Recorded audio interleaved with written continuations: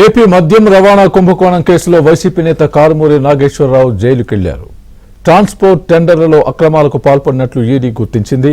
Karumuri నాగేశ్వరరావును arrest చేసిన ED అధికారులు కోర్టులో హాజరుపరచడంతో న్యాయాధికారి రిమాండ్ విధించారు. ఏపీ లిక్కర్ రవాణా స్కామ్ లో ఈడీ తీగలాగితే వైసీపీ డొంక కదులుతోంది. ట్రాన్స్పోర్ట్ టెండర్ల అక్రమాలకు పాల్పడినట్లు ఏపీ సిట్ తో పాటు ఈడీ గుర్తించింది.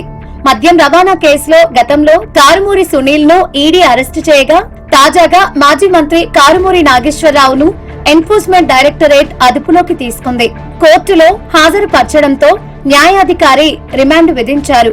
ఇప్పటికే లిక్కర్ స్కామ్ లో కోట్లాది రూపాయలు చేతులు మారినట్లు దర్యాప్తు సంస్థలు గుర్తించాయి. మద్యం రవాణాలో అక్రమాలకు పాల్పడి ప్రభుత్వానికి రావాల్సిన ఆదాయాన్ని దారి మళ్లించినట్లు ఈడీ గుర్తించింది. సిగ్మా, సుదర్శన్ కన్స్ట్రక్షన్ కంపెనీలకు మద్యం రవాణా కాంట్రాక్టులు ఇచ్చి కారుమూరి నాగేశ్వరరావు ముడుపులు తీసుకున్నట్లు ఈడీ గుర్తించింది. సుదర్శన్ కన్స్ట్రక్షన్ కు కాంట్రాక్టులు ఇప్పించినందుకు ఆ కంపెనీ నుంచి 28 కోట్లు తీసుకున్నట్లు ఈడీ ఆధారాలు సేకరించింది. కారుమూరి ఫ్యామిలీ తీసుకున్న ముడుపుల ద్వారా ప్రభుత్వానికి 195.33 కోట్ల నష్టం వాటిల్లినట్లు ఈడీ విచారణలో తేలింది. రవాణా ద్వారా వచ్చిన ఆదాయంలో 96% నిధులు సిండికేట్ ఖాతాల్లోకి వెళ్లగా, సిగ్మా సంస్థకు కేవలం 4% మాత్రమే వెళ్లినట్లు ఈడీ విచారణలో తేలింది. అయితే ఈ కేసులో అరెస్ట్ అవుతాననే భయంతో కారుమూరి నాగేశ్వరరావు ముందస్తు బెయిల్ దాఖలు చేసినా ఫలితం దక్కలేదు. హైకోర్టు, సుప్రీంకోర్టు ఆయన బెయిల్ పిటిషన్లను తిరస్కరించాయి.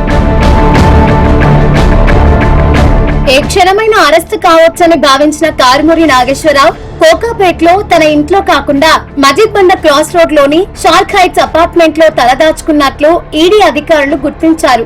ఆదివారం సాయంత్రం అరెస్టు చేసిన ఈడీ అధికారులు బషీర్బాగ్ లోని కార్యాలయానికి తరలించారు. అనంతరం గాంధీ ఆసుపత్రికి తీసుకెళ్లి వైద్య పరీక్షలు నిర్వహించి తిరిగి ఈడీ కార్యాలయానికి తరలించారు. రాత్రంతా ఈడీ ఆఫీస్లోనే ఉంచి ఉదయం మరోసారి వైద్య పరీక్షలు నిర్వహించి ఈడీ కోర్టులో హాజరుపరిచారు. వైసీపీ ప్రభుత్వంలో జరిగిన మద్యం రవాణా కుంభకోణంలో కారుమూరి నాగేశ్వరరావు కీలక పాత్ర పోషించినట్లు కోర్టుకు ఈడీ తెలిపింది. సుదర్శన్ కన్స్ట్రక్షన్ అనే ముసుగు సంస్థను తెరపైకి తీసుకొచ్చి సిగ్మా లాజిస్టిక్స్ తో ఒప్పందం కుదిర్చిందే నాగేశ్వరరావేనని విచారణలో వెల్లడైందని ఈడీ స్పష్టం చేసింది. కొల్లగొట్టిన సొమ్మును ఆయన కుమారుడు సునీల్, కోడలు కీర్తి ఖాతాల్లోకి నేరుగా కొంత, హవాలా లావాదేవీల ద్వారా మరికొంత వెళ్లినట్లు ఈడీ గుర్తించింది. కారుమూరి నాగేశ్వరరావు రిమాండ్ను రిజెక్ట్ చేయాలని ఆయన తరఫున న్యాయవాదులు 2 గంటల పాటు వాదనలు వినిపించారు.